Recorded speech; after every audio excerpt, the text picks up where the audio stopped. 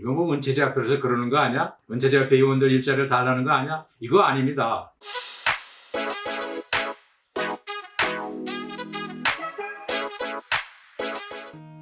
여러분 안녕하십니까? 주명용의 준비되셨나요? 주명용입니다. 지난주 주명용의 준비되셨나요? 채널을 개설하자 많은 분들이 송원을 보내주셨습니다. 정말로 감사합니다. 이제 매주 금요일 5시 여러분께 방문하도록 하겠습니다. 여러분에게 필요한 이슈나 정책 등 관심사를 콕콕 찍어드리는 알찬 채널로 꾸려나갈 것을 약속드립니다. KRP 대한원치대협회 활동을 해오면서 매주 서너 개씩 방송 등 언론 매체에 출연을 해온 경험이 있습니다. 그런데 이젠 나이 탓인지 저를 언론에서 찾지는 않습니다. 어떤 찾긴 합니다만 아마 이것이 유튜브를 열심히 해야 하는 또 하나의 이유인 것 같습니다. 댓글이나 좋아요, 구독으로 용기를 몰아주시길 부탁드립니다. 여러분, 우리나라 국방력이 세계 6위라는 사실을 아세요? 2021년 기준으로 미국, 러시아, 중국, 인도, 일본 다음이 이제 대한민국인데요.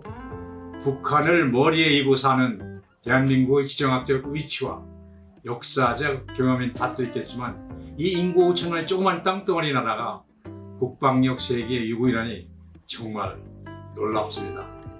이 국방력 평가 요소로요. 병력, 무기, 병참 체계 이런 것들을 따지는데요. 가장 중요한 것은 병력 수준입니다. 그런데 대한민국 병력 수급에 이미 문제가 발생했습니다.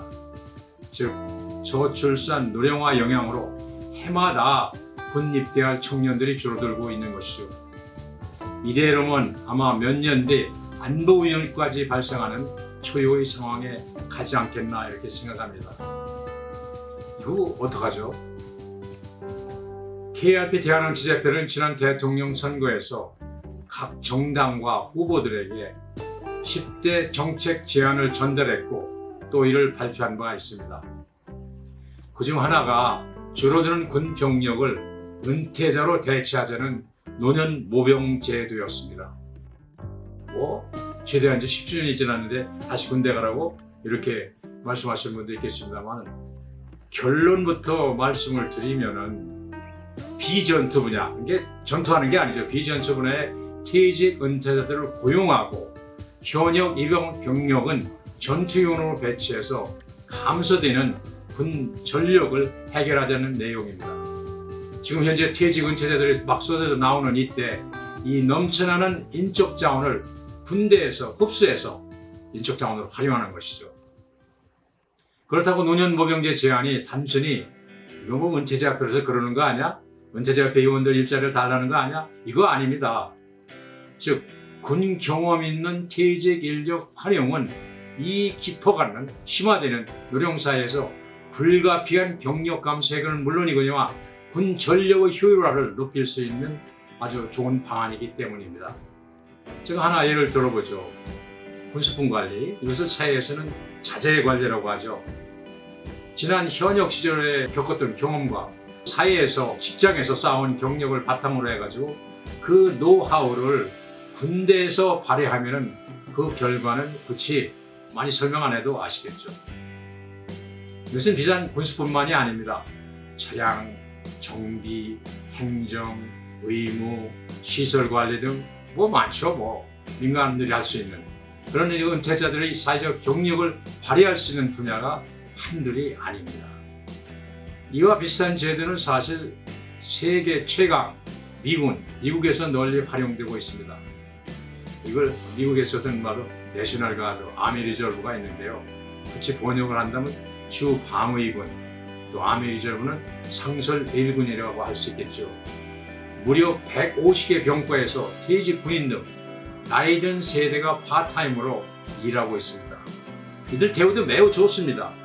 임금위에 수당도 주죠. 근무하겠다 하면 $20,000 보너스도 지급합니다. 100% 학교 다니겠다 하면 학자금 지원도 주고 주특기도 보장을 해줍니다. 정식 또는 파타임 근무 등 제2의 직업이 되고 있습니다. 미국이야 국방비로만 매 1,000조 이상 쓰는 곳인데 그럴 수 있지 않겠느냐 우린 좀 사정이 다르지 않느냐 이렇게 말씀을 하시겠지만요. 근데 지난 대통령 선거에서 사병 월급 200만 원 지급 공약이 화제가 된 적이 있죠. 기억들 하시죠? 근데 비용이 너무 많이 든다. 사병 200만 원을 준다면 부상하고가 장교 임금비를 어떻게 할 거냐 이런 문제가 대두돼서 점진적으로 실질적으로 공약이 후퇴된 것으로 알고 있습니다. 이렇게 모병제가 대두되는 시점에서 군 병력 인건비 상승은 기정사실로 가고 있죠. 6070 은퇴자들은 어떨까요? 지난 22년 동안 제가 은퇴자협회 대표로서 활동을 해본 경험으로는 그렇게 많은 돈을 주지 않는 그런 파트타임 형태로도 일하려는 의지가 매우 높다는 것을 알 수가 있었습니다. 대한민국 남성이라면 대부분 3년 동안 푸른 제복을 입어보셨을 겁니다. 저는 군대에 있을 적에 월남전이 터졌죠. 또 김신도 침투 사태까지 발생해서 제대를 앞두고 6개월 복무기간이 연장되는 점 참 그때 많이 힘들었습니다. 근데 이게 살아보니까 그래도 젊은 시절에 조국의 의무를 다했던 뿌듯함이 늘 가슴속에 이렇게 차 있습니다. 여러분도 마찬가지겠죠? 여러분은 어떠세요? 이미 군대 경험을 해봤기 때문에 군 조직 문화와 어울리는데도 큰 무리가 없을 것입니다. 전 지금도 만약에 대한민국에 국가 비상사태가 발생한다 하고 인력이 필요하다 하면은 경참 트럭쯤은 얼마든지 몰고 뛰겠다는 각오입니다. 은퇴 후 자신이 쌓은 사회적 노하우를 국가를 위해서 봉사하는 기회, 그 기회가 온다면 이거 생각만 해도 뿌듯할 것 같네요.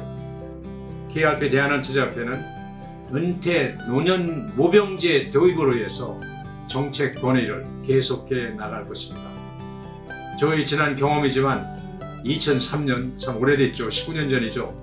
재정기획부에 주택연금 제도 도입을 제안하고 그러고도 아무런 답이 없다가 3년 후에나 하겠다고 작업이 시작된 경험이 있습니다. 그러니 논의는 빠를수록 좋겠죠. 여러분이 가까운 군부대나 지역사무소에 정기 또는 파타임으로 출퇴근하는 모습을 한번 그려봅시다. 국가를 위해서 얼마나 좋습니까? 그리고 좀 급료도 받고요. 주명령이 준비되셨나요? 주명령이었습니다. 그리고 참 잊지 마세요. 좋아요, 구독, 댓글, 동영상 공유도 부탁드립니다. 오기요. 다음 주 금요일 또 뵙겠습니다. 감사합니다.